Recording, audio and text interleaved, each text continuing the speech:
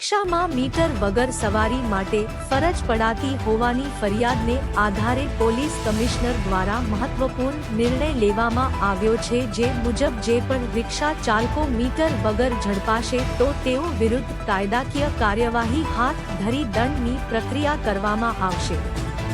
એટલે કે હવે રિક્ષા ચાલકોને મીટરથી ભાડું નક્કી કરીને મુસાફરને મુસાફરી કરાવવી ફરજિયાત બનશે। ડિક્લેરેશન કરવા માંગુ છું। ઘણી બધી આપણે શિકાયતો મળતી હતી કે ઓટો રિક્ષાઓમાં જે પેસેન્જરો પાસેથી જે ઓટો રિક્ષાવાળા છે એ પૈસા બહુ વધારે લે છે, કોઈ સિસ્ટમ નથી।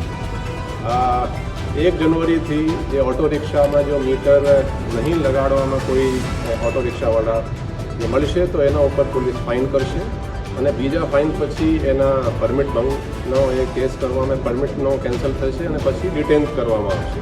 એટલે આ ડિસેમ્બર માસ છે, અત્યારે હું તમામ ઓટો રિક્ષાવાળાના ડ્રાઈવર અને ઓનર્સને અપીલ કરું છું કે તમે એમાં મીટર લગાડો। અને ઇન્ટરેસ્ટિંગ વાત શું છે કે દર વર્ષે જે ઓટો રિક્ષા છે એનું રિન્યુઅલ થાય છે RTO।